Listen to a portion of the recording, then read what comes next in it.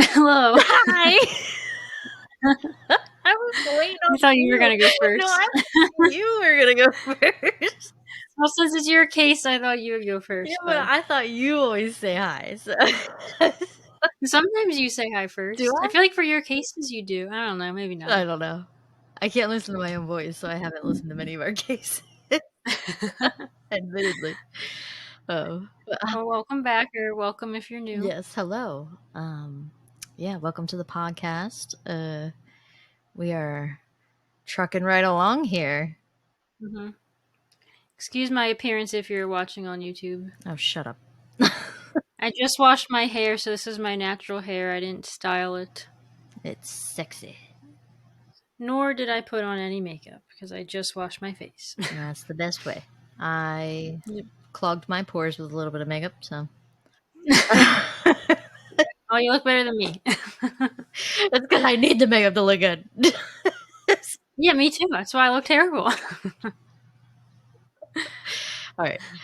Well, today I am going to be doing another mob case. I enjoyed researching the first one, so and this one is definitely a lot more than the last one. So I'm covering pretty much the rise and fall of the North Side Gang of Chicago. And I feel like the last mob case you did, I think that was the episode we got the most like comments and interactions on. Yeah, so A lot of people were into that. I think it's quite interesting, and you will see throughout this one thing that I find like it's so little and stupid, but I find it so interesting about mobsters is all their nicknames. So I tried for Yeah. any person I talked about, I tried to include their nickname because I think they are hilarious. Yeah, like what was the one guy, Tony Bananas, Yes. in the last case? Yeah, like Yep. So I always try and include the nicknames because I find it yeah. interesting. But yeah, so this is going to be a long one. So let's dive on in. The North Side Gang was founded in 1919, but like most mobs, it got its start from a small gang committing Whoa. It better not be this whole episode. We're off to a great start. Yay. Committing pickpockets and other petty crimes in the 42nd and 43rd wards in Chicago. This small gang was called the Market Street Gang. This small gang gained its attention during the circulation wars between the Chicago Examiner and the Chicago Tribune in the 1910s. One of the juvenile gangs in the Market Gang, so it was like little ones within this gang, called themselves the Little Hellions. One of the members was Dean O'Banion. Dean and this small gang met a man named Charles Reiser, aka the Ox. The gang started joining the Ox on safe cracking jobs because that is what he becomes known for. And the Ox becomes the gang's mentor. These members included future mafia leaders, including Dean O'Banion, Bugs Moran, and Jaime Wise. I will be covering the Ox, Dean O'Banion, who was the first leader of the North Side Gang, and Bugs Moran, who was the last leader of the North Side Gang. So first, I'm going to cover the Ox. He was born in 1878. However, I struggled finding a background on him until he started committing crimes and establishing a record. So in 1902, you see his first appearance with police when he is caught cracking a safe. When he was released on bail, he murdered the witness. So later that case was dropped. And in 1905, same situation happened where he was caught again, safe cracking. And once he was released, the witness mysteriously disappeared. So the case was dropped. He did spend 30 days in prison in 1907 for assault with a deadly weapon. By 1909, he had made his way to Seattle, Washington, where he was arrested for burglary and murder. Once again, the witness magically disappears and the case is dropped. Interesting. Yeah, the early 1900s, man.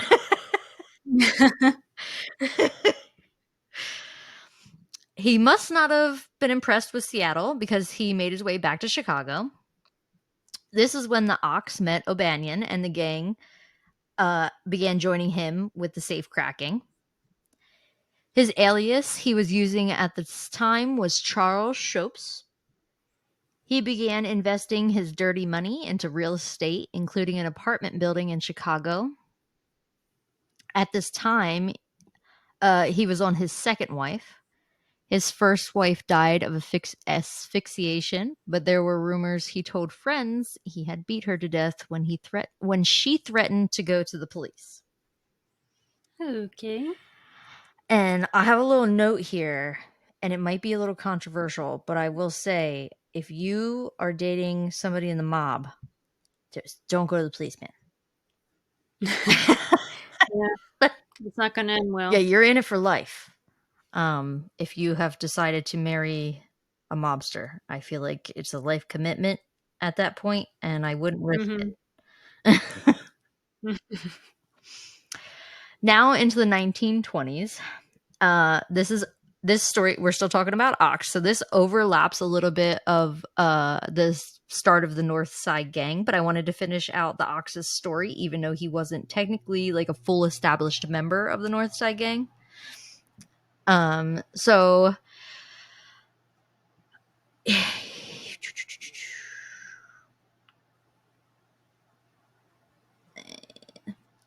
So the Ox was a huge influence then on the North Side Gang and getting their criminal careers started. One of the Ox's partners, named Clarence White, had mentioned he was questioned by police specifically about a safe that they had stolen together and split the contents. The Ox did what the Ox does, and he killed White, but made it look like a suicide, so he got away with it, like he did all the other ones. Yeah. And then he did this one more time in 1921 when another partner named John Mahoney was arrested while safe cracking and started talking to the police. So the Ox murdered him. In 1921, the Ox was in the hospital recovering from an attempted robbery, but I couldn't find like what his injuries were. When his wife came in to visit him, he requested a gun to protect himself from his enemies. In the In the hospital? hospital, yep. A gunshot rang out, and when nurses entered the room, his wife was crying over his dead body. She told police he shot himself while they were hugging, but her account was a little fishy. But of course, police wrote it off as a suicide, and she received his fortune. Hmm. The Ox, like I said, was the mentor to these men, but he didn't really like continue running with them. He was instead doing his own thing. But I thought he was worth mentioning to the end. His life was short lived, but he definitely Yeah. had a huge role in kind of getting the North Side Gang started with none safe cracking, you know? Yeah. Hmm. So the wars between the gangs of Chicago really took off with the start of Prohibition. And I am going to give you a little synopsis on Prohibition because I wasn't sure if everybody knows all the details. So Prohibition in the United States occurred from 1920 to 1933. It was a nationwide ban of the manufacture, sale, and transportation of alcoholic beverages under the 18th Amendment. Specific groups like the Women's Christian Temperance Union and the Anti-Saloon League were big supporters of the 18th Amendment. The aim was to address social problems with alcoholism and associated crimes. However, the enforcement of no alcohol proved difficult and led to people doing what people do and finding a way around the law, leading to Mm-hmm. such Same today. leading to such things as the rise of organized crimes, example being Al Capone. Illegal operations known as bootlegging and speakeasies began popping up, and let's be real, no one was following the law at Mm-hmm. the Yeah. time, but eventually The government needs their money, and the sales tax on alcohol became very tempting, so leading to the repeal in 1933. Because the government needs, It's all about yep, money. they need their money, so they alcohol came back and they got their tax. Yep. The North Side Gang was predominantly Irish Catholic mob who was led by Dean O'Banion, who quickly took over the breweries and distilleries in the north side of Chicago. Within months, they had taken over all of north of Chicago, bootlegging, burglarizing local businesses, and running an illegal gambling ring. Let me introduce you guys to the first mob boss, Charles Dean O'Banion, born July 8th, 1892, to Irish Catholic parents in central Illinois. He moved to Chicago with his father and older brother after his mother had died. They moved to a prominently Irish neighborhood called Little Hell that was known for its crime. When he was young, friends and family would call him by the nickname Deanie. He attended church with his family and also joined the choir in Chicago's Holy Name Cathedral. Of course, those things could not keep the interest of O'Banion, and instead he started his criminal life with the Market Street Gang in 1919. He only went to jail for assault and safecracking in his life, and that was early in his criminal career. One of the little operations he worked as an amateur criminal was at the McGovern's Liberty Inn. This is where O'Banion worked as a waiter. He would distract his customers as the gang members hit the coat closet. They would also drug some of their customers, and when they left after being drugged, the gang would jump them and rob them. Hmm. This was called slipping them a Mickey Finn, which is giving them a license to drink. A Mickey Finn. Yep, a Mickey Finn. I had to look it up. What it? Never heard of that. Yeah. O'Banion also used his conversational skills to get in with the local politicians, helping them with their campaigns, of course, for a price. Of course. O'Banion was definitely the brains of the operation because he had a little bit of bootlegging experience before Prohibition was even a thing. In 1919, when O'Banion was walking down the street, he saw a parked liquor truck. He decided to knock out the driver and steal the truck, selling the whiskey to a local saloon for $15,000, which would be Damn. equal to $236,000 in today's money. Damn again. But when it came to Prohibition, O'Banion had a more thought out operation. He set up connections with liquor distributors and beer suppliers in Canada and began a higher end bootlegging business. With his better inventory, he was able to get across the border. Other rival gangs struggled to obtain anything but homemade hooch and moonshine to distribute. By the end of 1921, O'Banion had destroyed all of his competition on the north side. This included the richest parts of the north side situated right on Lake Michigan. Within 3 years, O'Banion was hitting his peak in his bootlegging operation. Operation? Jesus Christ. That funny accent keeps coming out like in the last episode. I don't know who this is, but she needs to go. I don't have time for another personality right now. Jesus, I need to do things. Okay. Within 3 years, O'Banion was hitting his peak in his bootlegging operations, bringing in around $40 million in those years. Holy moly. That I didn't even convert that because 40 million back, it Oh. was like trillion, jillion when I tried to convert it. Oh my. Yeah, because that was 1920. So Yeah. Wow. I literally can't imagine. yeah.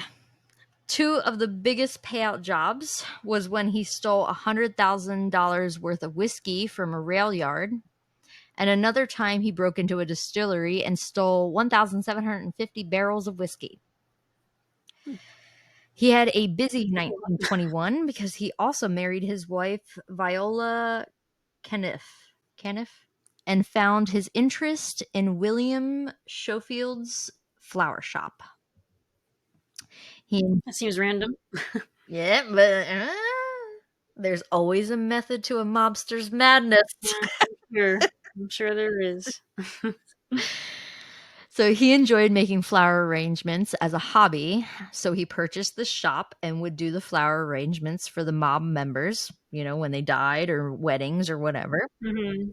But of course, the flower shop was intended to hide his illegal operations and give him a quote unquote headquarters for his people, which was ran out of the upstairs rooms above the shop. Sneaky. Yes. Yeah. I'd be like, ooh, lovely. Oh, these tulips. And so what about the hit we were talking about? Right. But it's kind of like random though. You go from murderer mobster to I like making flower Yeah. And you arrangements. know what? Like, what a random I hobby. bet he was really good at it. He probably was, Yeah. yeah. He probably had like, I feel like men like that, being like a gangster and that have that little soft side. I bet he was really Hmm. passionate about it. Probably. At this time, the more notorious South Side Gang of Chicago, ran by none other than Al Capone and Johnny Torrio, aka Papa, were also getting into the bootlegging industry. The South Side Gang was an Italian mob who did not limit themselves due to religion like the North Side Gang. Al Capone's gang operated a prostitution ring as well as capitalizing on other opportunities to make more money and all other illegal activities, of course. Hmm. This made the North Side Gang members angry, specifically Bugs Moran, who I'm covering in a minute. This caused more tension between the gangs fight over the bootlegging businesses and the division of the turf. This war between the two gangs becomes known as the Bootleg Battle of the Marne, which is a reference to a World War One battle. Uh, Oh. yeah, I didn't get the reference either, so I had to Google it. George Clarence Moran, aka Bugs. Here we go. Was born. This was the only gangster that you knew about, right? When we Yeah, him and Al Capone, those are like the two Yeah, of names that course, Al stuck out to me. Capone. So, um, he was born August 21st, 1891, in St. Paul, Minnesota. His father, Julius Cunnin, was a French mason worker, and his mother, Marie Deanna Gobel, was a Canadian immigrant. George Moran was not his birth name. He was named Adelard Leo Kunin, who attended Creighton Catholic High School. He was raised in a very Catholic home. His father had a very bad temper that Adelard developed himself, causing a lot of clashing between the son and father. By the time he reached the age of 18, Adelard ran away to Chicago. There, he joined a young gang that operated out of a warehouse near the Chicago River, committing petty crimes and racketeering. He was caught in a horse stealing ring. He was involved in a robbery where a police officer was killed, and also participated in a good old train robbery. Oh. When they eventually got busted by police, when asked for his name, the first thing he thought of was George Moran. This is where his name came from, and he completely stepped into this new persona and decided to ramp up his criminal career with this new name. Mostly sticking to burglary and larceny. Help me out here. Larson. I'm having a stroke. Larceny. Okay. Larceny. Moran was put behind bars 3 times before the age of 21. Oh my. Yeah. Bugs was like the third man in charge, but he made his opinions known. He made it clear to everyone how much he was disgusted with Al and how he ran his business with the prostitution ring. The turf war between Bugs and Al did not take long before the tension turned deadly. Johnny Torrio, and the South Side Gang were the first to get all the gangs together in Chicago to split down the territories and try keeping the peace between everyone. They also decided to share the Ship, which was a huge casino. And O'Banion also got some rights to run some business in.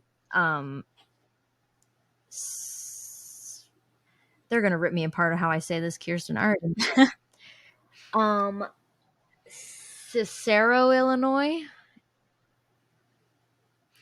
Never heard of it, so I can't correct No, you. it's fine. It is what it is.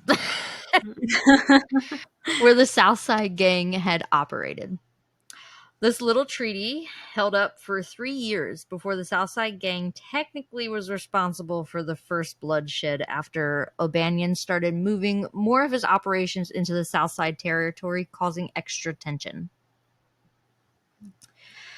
O'Banion was trying everything he could to get Torrio and Capone put away without him directly killing them or, starting out an all-out war. So in February 1924, he tried to frame them with the murder of John Duffy, who was a gun for hire out of Philly.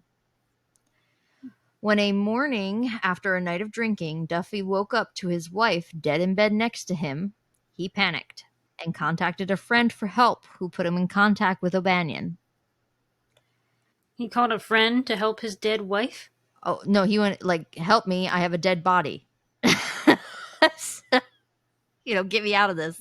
Save Yeah, but did he like see how she like with her obvious wounds? I didn't read if there was like he beat her or strangled her. I didn't get that. Okay, so he killed her. Yeah, Duffy did. Like he was drunk. Okay. He woke up. Oh, okay, Okay, gotcha. so Duffy woke up in bed next to his dead wife, and he had killed her in a drunken rage or whatever. Okay. Yes. I was like, how did he not hear someone killing his wife in No, the middle of he the night? he did it. He killed So her. he's Okay, saying like, "Hello, I have a dead body. Please help me." gotcha. So he called up O'Banion. He got in contact with O'Banion. He agreed to help Duffy, telling him to meet him outside of Four Deuces, which was a club owned by the Poor Southside dude. Gang. We're 12 years old.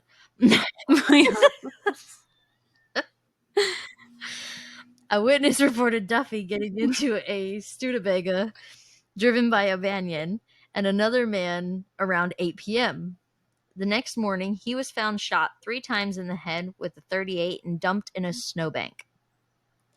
Because Duffy was last seen at the Capone's club, of course, he became the first suspect, which resulted in police attention into the nightclubs full of illegal happenings, Yeah. which I'm sure pissed off Al Capone, but Mm-hmm. he was ruled out in the crime, and the attention soon turned to O'Banion because of the witnesses. They were never able to get enough evidence to charge O'Banion. He allegedly took Duffy out on a county road and somehow got Duffy to get out of the car and shot him 3 times and then dumped his body in hopes that the Southside Gang would take the heat. The next attempt to screw over Torrio and Al by the Northside Gang was in the form of a double cross, and it was almost the last straw. In May 1924, O'Banion and Torrio both had shares in the Sibin Brewery, but O'Banion got information that a police raid was happening on a specific date. While keeping this to himself, he asked if he could sell his part to Torrio, and he agreed, giving O'Banion $500,000 for his share. The same night of the raid, O'Banion's last shipment left the brewery. Torrio and multiple Southside Gang members were arrested and released on bail paid by Torrio. Even though Torrio lost the brewery, he was also out $500,000 by O'Banion, double cross, and suffered the humiliation. He stayed peaceful because he did not want to start a war. O'Banion was on thin ice for around 6 months when on November 3rd, 1924, Dean O'Banion had a heated argument on the phone with Angelo Jenna about a debt Jenna racked up at the Ship, which was the casino. Mhm. When members from the both gangs, including Alan O'Banion, sat down to figure out the week's earnings in the casino, Jenna's big cash bet and marker that were unpaid was mentioned and brought up. Al Capone said about dropping the marker owed as a business gesture because the Jenna crime family had their own reputation. Okay. So the Jenna gang that ruled over Little Italy in Chicago was ran by 6 Jenna boys known as the Terrible Jennas. The gang kind of operated a little everywhere, but once they started to intrude on the North Side territory, O'Banion told Torrio about it, but he did nothing, so O'Banion took matters into his own hands. He began stealing and hijacking the Jenna's supplies they were running in the North Side. So before this casino incident, things were already tense between the Jennas and the Northside gang. Instead of O'Banion listening to Capone about dropping the debt, he threatened Jenna on the phone, telling him to pay his debt by the end of the week. The Jenna family took this as a huge insult, and by November 8th, Mike Merlot, who was the more peaceful leader of the Sicilian mafia, had died, giving the Jenna boys the opportunity to put out the hit on O'Banion that Merlot refused to put out because he wanted to keep things peaceful. Yeah. So O'Banion owned the flower shop, and Frankie Yale, who was a mobster from Brooklyn, was sent to the flower shop to get the arrangements for Merlot's funeral. But in reality, what Yale was doing there was scoping out the place and get the layout of the flower shop for O'Banion's hit. Hmm. On November 10th, Yale, Albert Anselmi, and John Scalise, who became one of South Side Gang's most successful hitmen, entered the flower shop where O'Banion was picking flowers in the back room. When Yale shook O'Banion's hand, the other 2 men shot him in the chest and 2 shots to the throat. Then a final shot to the back of his head while he was face down on the floor. This killing started a 5-year-long war between the 2 Chicago gangs. O'Banion now dead, this put second in command Jaime Wise as the new leader of the North Side Gang. Of course, there needed to be retaliation. So in January 1925, Al Capone became the target again in his car near the 55th Street in Chicago. Al Capone was uninjured, but a few of his associates were injured. He was just in his car, and they had just fired a couple of shots, and they had missed him, and then that was that. It was not that exciting, but it was still Yeah. trying to take out Al. Yeah. Imagine living your whole. I swear, Al was probably living his whole life as like, oh my god, who's taking me out next? Right. Probably. Next, Wise, who was terminally ill with cancer, set his sights on the Southside Gang Mafia boss of the time, Johnny Torrio. He was leading the gang like he had nothing to lose, honestly. Wise was. Vincent Ducci and Bugs Moran were Wise's right-hand men and set out to take out the enemy's boss. On January 24th, 1925, Moran, Ducci, and Wise ambushed Torrio outside of his home with his wife. He was shot several times by the men. He ended up surviving and fully recovering, but this was the last event for him before he handed over the Southside Gang officially to Al Capone, and then he fled to Italy, cutting all ties to the mafia. Hmm. Yep. The Southside Gang came back at Wise in August 1926 when Ducci and Wise were near the Standard Oil building near South Michigan Avenue. Some of Al Capone's gunmen opened fire on the men, but Ducci and Wise were not injured. With a failed hit under their belts, the North Side Gang still had something to prove. This is when Al Capone became the next target once again on September 20th, 1926. I mean, you'll notice like gang wars. I mean, that's what it is. It's back and forth. Yeah. On September 20th, 1926, Wise and the Northside Gang stationed up outside of Al Capone's headquarters in Cicero, Illinois. I really hope that's how you say it. That sounds right. They were at Hawthorne Inn in a brigade of 10 vehicles. They lined up all the cars outside where they tried to get Al to come to the window. They opened up fire with their Thompson machine guns and shotguns, unloading over 1,000 rounds into the first floor of the building. Paul Rica, one of Capone's acquaintances, saw the cars coming down the street and was able to pre-warn Capone, so he snuck out the back, never being hit by a single bullet. You got lucky. Yeah. They came to a truce, but that went out the window only 3 weeks later on October 11th. Wise parked around the corner from O'Banion's old flower shop and the Northside Gang's headquarters. He was accompanied by his bodyguard Sam Peller, gangster Patty Murray, attorney William O'Brien, and O'Brien's investigator Benjamin Jacobs. When they rounded the corner to cross the street, 2 gunmen came out of hiding and opened fire on the men. Wise and Murray were fatally shot. Peller, the bodyguard, pulled out his .38 and shot in the direction of the men, accidentally striking Wise as he was falling to the sidewalk. O'Brien was hit 4 times. He staggered to a stairwell and collapsed. Peller and Jacobs fled back to their cars with bullets still following them. This was a big statement, attacking them outside of the headquarters like they did with Al Capone. Frank Nitti, who was Al Capone's bodyguard, was given the credit for the murder of Wise that day. This now officially put Bugs Moran as the mafia boss of the Northside Gang, but I also found a report that Vincent Ducci helped Bugs run operations.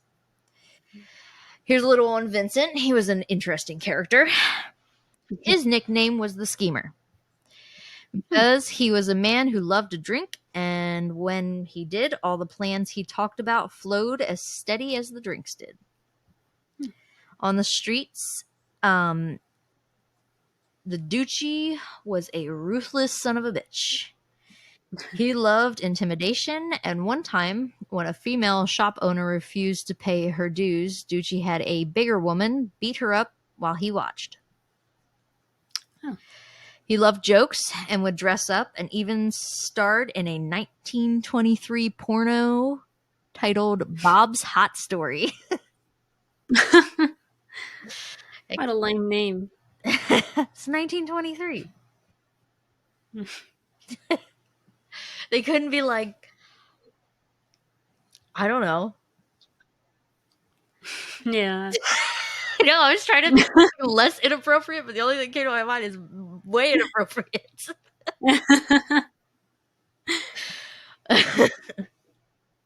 On April 4th, 1927, Officer Dan Healy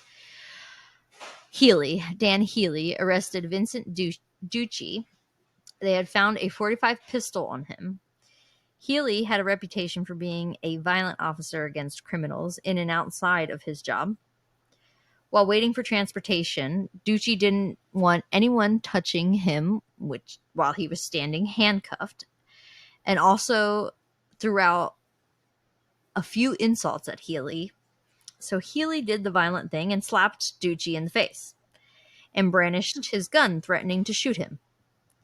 Once he was in the vehicle with his 2 associates that were also being arrested, there are different accounts on what happened, but Ducci was, in the end, shot 3 times by Healy on the floor of the car, handcuffed and unarmed. So you can make your conclusions there. Yeah. Moran attempted another hit on a gang member of Capone's gang, but failed. Bugs and Capone went back and forth, pissing each other off in petty ways. Bugs would steal Capone's beer runs, so then Bugs' dog track burned down, and then guess what? A few days later, Capone's dog track burned down as well. So between all these, this pretty much sums up the last attempts for Moran and Al Capone before the St. Valentine's Day massacre.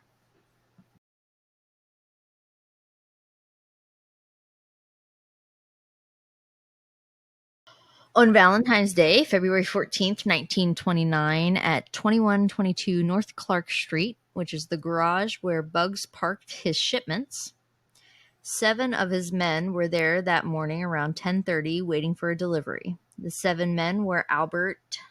All right, well, already just know I'm going to butcher probably every single one of them. Albert Kachelkek, who's Bug's brother-in-law, Adam Heyer, the bookie. I like to give nicknames. I will go into detail of these people later, but I'll keep it simple for now. So Adam Heyer, the bookie, Albert Winshak, I'll call him the cleaner. The brothers Peter and Frank Greensburg, they were the enforcers. There were 2 other men there, Reinhard H. Schwimmer and John May, who was a mechanic and friend who was working on a truck that day, and he had his dog Highball there with him. Soon, a black Cadillac with 5 men inside rolled into the garage. The 2 front passengers were wearing police uniforms, while the 3 in the back had regular clothing on. At the same time, Bugs was about to roll in, he saw the vehicle that looked like a cop car and he thought a raid was happening, so he continued around the corner to a coffee shop to wait for everything to be over. The 2 wearing the uniforms directed the 7 men that were there waiting to line up and face the wall. The men took out a Tommy machine gun and sprayed the line of men 3 times back and forth with around 70 bullets. Clark and May were still alive after, but were killed with a sawed-off shotgun blast. The gunman left out the front door with the 3 men dressed as civilians with their hands in the air, with the other 2 uniformed men behind them, escorting them with guns. And the public was none the wiser to what they had just done. Yeah. The neighbors heard Highball barking, so they called police. Upon arrival, Frank Gussenberg was alive and crawled 20 feet with multiple gunshots. He was taken to the hospital where police tried desperately to get him to say who shot them, but he never gave any names and died not long after. Damn. Yep, never snitched. Hmm. The newspapers jumped all over this, which caused a lot of shock throughout the community because, I mean, mass murders were not very common, as you can imagine. Yeah. This attack scared Bugs, so he went to the hospital, claiming that he had the flu. He stayed there for 4 days. While there, he got a message to the head of the detectives, John Edgen, stating he didn't know who did it, but, quote, only Capone kills like that. It only took a few hours for multiple agencies to arrive on scene. The Chicago Police, the Attorney General, and the coroner, Herman Bunsen. And I will talk a lot about, I'll bring up Bunsen a bunch, so just remember that that is the coroner. All started their own investigation. They all tried to stay out of each other's way. Chicago Deputy Major Frederick D. Silloway made a premature announcement stating that police were involved with witnesses seeing the men exit. He did later take it back, but by this time, newspapers had already printed the headlines. Yeah. Darn media. Mm-hmm. The next day, and could you imagine, like back in the 1920s, you'd be like, how many hours you spent printing out everything, and you'd be like, "Ah, take it Right. back." Yeah. The next day, Bunsen called for a reenactment of the massacre in the garage. They tried to piece together the info they had to properly act out the massacre. They even had Highball the dog there. To help assist in this, Bunsen gathered people with sway in the politics of Chicago, one of these men being president of the Colgate Palmolive Peak Company, Bert Macis. Macis hired Calvin Goddard, who was an expert in ballistics, to set up a lab in Chicago with his team and equipment he needed to help in the investigation. He looked over the Tommy guns the Chicago police used at the time, and he stated those were not the weapons used. He had plenty of bullets and casings to look over from the scene.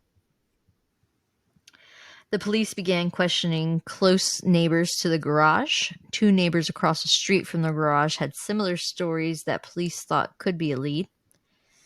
Minnie Arvidsson, who owned a rooming house, told police two men who said they were taxi drivers took a room at the front of the house to overlook the garage. Later identified as the lookouts and having association with Capone, these men went by Byron Bolton and James Morand, aka Jimmy the Swede. I looked up all these nicknames because I just love it.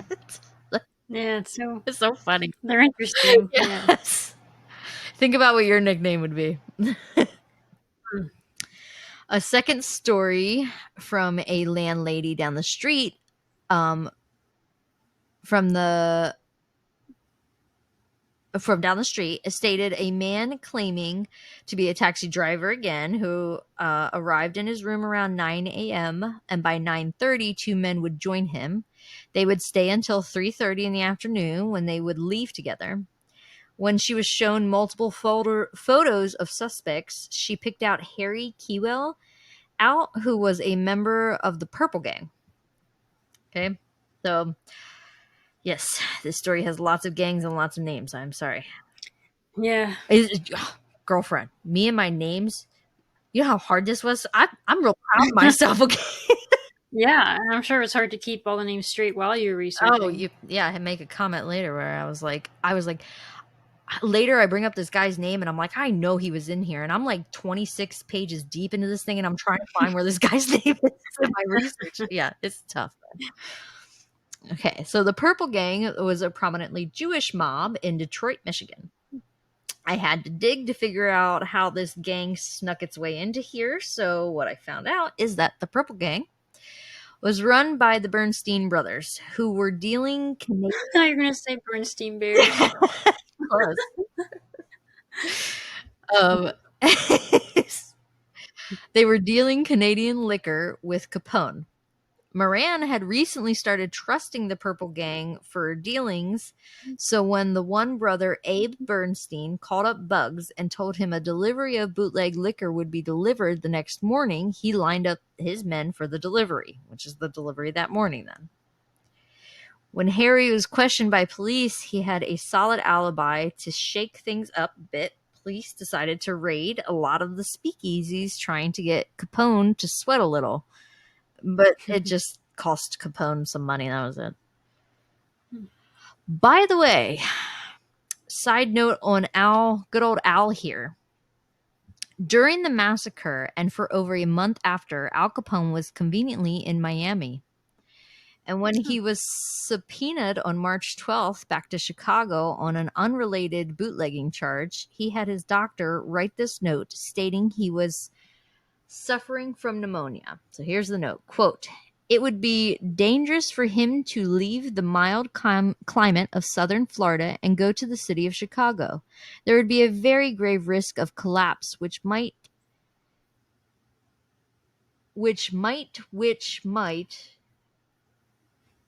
they probably just typed that wrong, which might result in the death from a recurrent pneumonia." I wonder how much he paid that doctor. Right? So, surprisingly, I'm surprised. I mean, maybe law enforcement didn't have as much to be doing back in the day, but Mm-hmm. they sent the FBI to investigate this claim from Al Capone and got testimonies from witnesses saying he was attending public events to the judge who refused his request to stay in Florida and required him to be back in court on March 19th. So that literally just a little side story on Al there because I didn't want to focus on the Southside Gang, but Hmm. that was him while this is all going on for a month. So he didn't get back into Chicago until March. So now we're back to on February 22nd. A car fire in a garage on Wood Street was reported. When police arrived, they found a dismantled and burned 1927 Cadillac sedan. After investigation, they believed an axe, saws, and torch were used on the vehicle, and they also found a police siren laying away from the car. In the car, they found a burned hat and coat and a Tommy gun magazine and a Luger pistol. After questioning around the area, a doctor's office reported a man that came in with burns, but when he was told he had to wait, he left. When police looked into the owner of this vehicle, they found it was bought by James Morton on December 15th, 1928, in Los Angeles, California. He paid $350 for it. Unfortunately, this name did not provide any leads for police. They looked up who was paying for the garage and found a man going by Frank Rogers with an address located right next to Circus Cafe, which was run by the mob boss Claude Maddox, aka Screwy. And of course, he had ties to Capone. After searching Maddox's place, they found a connection to the uh, Egan's Rats gang in St. Louis, Missouri. This gang in the mid-20s, before the massacre, joined forces with the Purple Gang I had mentioned earlier. After talking to police in St. Louis, they found out there were other crimes committed there where men dressed up as police to commit their crimes. The St. Louis police provided a name of one of their top suspects, Frank Burke. Frank stood out because he had a missing front tooth. On the day of the massacre, the chauffeur of the Chicago Board of Education witnessed the police drivers that day, and one of them was missing a front tooth. Coincidence? I think not. So on February 27th, a second vehicle, a 1926 Peerless, was found blown up in the suburbs of Chicago between First and Harvard Avenue. Another police siren was found, shotgun shells of the same brand used in the massacre, and the notebook of Winshak, one of the victims, was found. The plates on the vehicle contained the first few same digits the Chicago police used, so permanent plates. Some believe the second car was to throw the police off, and some believe this was meant to be a statement and could also indicate a second vehicle involved in the incident. I don't know what I believe in that sense. Yeah. While Capone is in Miami, a number of his gang members were arrested and questioned. Jack McGurn, who was known as one of history's most notorious hitmen. Other members arrested were John Scalise and Albert Anselmi and Rocco's Emeli. The first two men were acquitted for murdering a police officer before. Police tried to charge all three men with the murders, but the charges were dropped due to the lack of evidence for the massacre. Like they tried to get them for the whole thing, but they didn't Yeah. have any evidence yet. I think with the pressure from police and Capone nowhere to be found, it seemed like his guys were looking for a way to get the heat off of them. So Hmm. Scalise and Selmy, who were both questioned by the police, and another of Capone's men, Joe Ginta, met with Capone's longtime rival, Joe Alo. Capone got word they were planning to assassinate him and take over his territory with this impending double cross, Capone invited the men to a nice dinner at one of his restaurants called the Plantation in their honor. That evening, Capone beat these men to death with a baseball bat and shot their bodies, which they were not found then until May 8th. So that was just, and those, if you remember earlier, those were the men who also uh, helped in killing Wise. Okay. Yes, I know it's so many names back and forth. It's a lot. Yeah. The investigation of who killed all 7 men died down until December of 1929. Fred Burke drunkenly drove into another car in St. Joseph, Michigan. When patrolman Charles Skelly tried to help Burke, um, he shot him 3 times and left. Skelly died 3 hours later. Police went and tore apart Burke's house looking for him, and in his home they found $310,000 stolen from a Wisconsin bank, 2 Tommy guns, 9 ammo drums, 6 tear gas bombs, 2 rifles, a sawed-off shotgun, and around 5,000 rounds of ammunition. Oh my God. That's a gangster's house right there. Yeah, it sounds like it. After the weapons were looked at, it was determined to have been used in the massacre. The Tommy gun and the shotgun. Hmm. But these guns were also used in the assassination of gangster Frankie Yale. 18 months earlier in Brooklyn, he was chased down and shot by a group of men driving a Buick. He was struck in the head by a shotgun and a Tommy gun. Burke was finally arrested in March 1931, but by this time, no more evidence had come out about the massacre, so they had more evidence of Burke committing the Frankie Yale murder versus the massacre, so he was sentenced to life in prison for the murder of Frankie. Burke died in prison in 1940. So on November 7th, 1931, Bunsen, so this is the coroner, closed his investigation, believing anyone who was involved had died except for Burke, who was in prison, and his final report stated the killings were by persons unknown.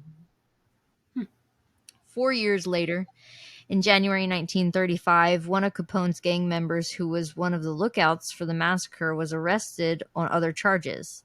His name was Byron Bolton. He was also mentioned earlier as one of the lookouts. Yeah. And this is a prime example.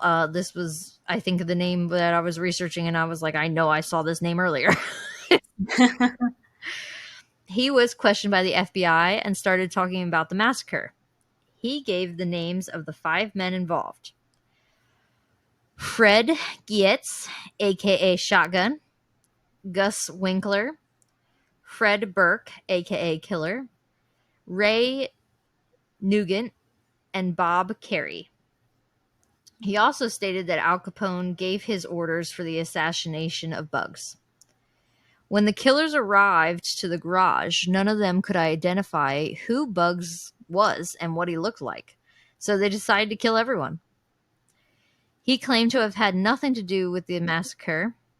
The year before this, Winkler's wife, Georgette, provided the same names in her memoirs. Arthur J. Bialik, who wrote The St. Valentine's Day Massacre, the untold story of the gangland bloodbath that brought down Al Capone, with author William J. Helmer. Bialik was a special investigator for Cook County State Attorney's Office after serving for the Chicago Police Department. He had many other incredible positions in law enforcement, and he had committed 60 years of service, mostly dedicated to organized crime in Illinois. He concluded in his investigation that Jack McGurn had assembled all the same 4 men, Burke, Winkler, Gietz, and Carey, but instead of Ray Nugent, he believed that Tony Accardo, Tony, aka Joe Butter or Big Tuna, becomes boss of the South Side Gang after a nearly 8-decade criminal career with the mob. His possible involvement in this massacre was a turning point in his criminal career, and I would love if I could get Kirsten to cover the South Side Gang sometime. So she would, cover Tony in there. Hmm. After the North Side Gang had lost 7 gang members and gunmen, Bugs was able to hang on to his territory for half of the 1930s. Jack Machine Gun McGurn was murdered in 1936, and Bugs Moran was suspected, but the North Side Gang member Frank Nitti was also thought to be a possibility because McGurn had been causing himself some trouble in the gang. Hmm. Since Bugs left the North Side Gang in 1935, I think the South Side Gang took care of him. After he left, after Bugs had left the gang, it had quickly dissolved. The Southside Gang took over most of the territory then. Since Prohibition wasn't bringing in money anymore, gambling was the main income now. Leaving the gang did not mean leaving the criminal life, though, for Bugs.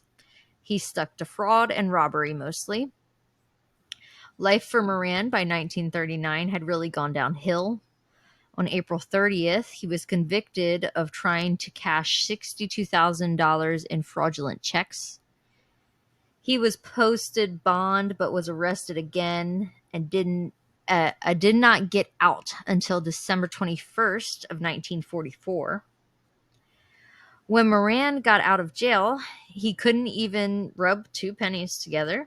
And this is just 17 years after being one of the wealthiest mobsters in Chicago. Yeah. On June 28th, 1945, Moran robbed a tavern in Dayton, Ohio. He was arrested on July 6, 1946 for this and was sentenced to 20 years. After serving 11 years, he was paroled in 1956. As soon as he got out, he was arrested again for a different robbery of a bank in Ansonia, Ohio in 1945. He was sentenced to 10 years in 1957 for that crime. Bugs Moran would die of lung cancer at Leavenworth Federal Prison in Kansas on February 25th, 1957. He was 63 years old and was only a few months into his 10-year term. Wow. Yes. So now, You got out easy, I guess. yeah, I mean, he kind of just lived. I mean, he was poor, but he kind of lived out his life. Hmm. And then to end this out, I wanted to give just the few little facts that I had about each victim, even though they are mobsters. Some of them, Hmm. some cool facts, some just standard facts. Especially because of the time period, some it was hard to find information on them. But Yeah, I'm sure. James Clark was born in 1887 in Krojank, Germany, and he was the brother-in-law and bodyguard of Bugs. Peter, aka Goosey, was born in 1888, and Frank Gussenberg, aka Tight Lips, born 1893, were brothers, and they were top gunmen for Moran and were contract killers. And if you remember, I would love to point out that Frank died by his name as Tight Lips because he did not snitch. He's the one that survived till the end and died in the hospital. So Okay. tight lip to the end, baby. Yeah, the name was fitting. Yep. The only info on Adam Hare was that he was born in 1889. He was an accountant for the North Side Gang. He went by 4 other names, including Frank Meyer, Adam Hayers, John Snyder, and Frank Snyder. John May was the one person that was the wrong was one there was 2 people, but he was definitely the main person that was like wrong place, wrong time for him on the day of the massacre. May had a wife and 7 kids. He was never an actual member of the North Side Gang. Every few months when he needed money, he would do various jobs for the gang. The gang treated him well, and he kept his mouth shut with all the information he had from the jobs. The day he was working on one of Moran's vehicles in that garage, making him a victim, unfortunately. Yeah. Albert Winshak, aka Gorilla Al, was born in 1893. His criminal career with the Northside Gang started by running a few speakeasies for Bugs. He later operated cleaning and dyeing stores, still working for Bugs. He allegedly was built like and looked a lot like Bugs. And on the day of the massacre, his sharp suit he wore, which is similar style to Bugs, apparently, made the men think that he was Bugs when he had arrived. So they got started in the murders once he had arrived. And with this theory, I guess to me, if you think about it, it was unfortunate, but it kind of saved Bugs as the boss that day because Yeah. Bugs was coming to that meeting that morning. The Cadillac had already gotten there, so he just kept on driving. Uh, Renard H. Schwimmer was an optometrist born in 1899. He, of course, used his eye doctor status to help cover up his criminal activities. Most of his criminal activities included gambling, and he honestly just liked hanging out with the gang. So on the day of the massacre, he was another person who was wrong place, wrong time. He was honestly just hanging out with the gang that day and wound up being a victim.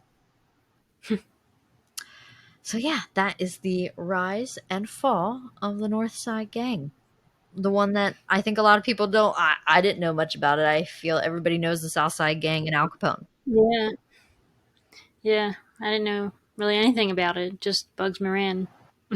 Yep. So it was quite interesting to research. I did enjoy it. It's a lot of Yeah. work, but I enjoyed it. Hmm. Yeah. Give us a thumbs up on YouTube or leave a comment elsewhere if you want us to cover the South Side Gang. Yes. If you're into these kind of It's episodes. not we. Kirsten will cover it if you would No. like. But on our podcast. Yes, that's right. Lurking in the shadows. Um, Yeah. well, make like a shadow and follow us on Facebook, Instagram, and YouTube at. Lurking in the Shadows podcast. Check us out on TikTok at. Lurking in the Shadows pod. Any questions, concerns, or case suggestions, shoot us an email at. Lurking in the Shadows podcast at gmail.com. And keep lurking around for our next episode. Bye. Bye. How long was it?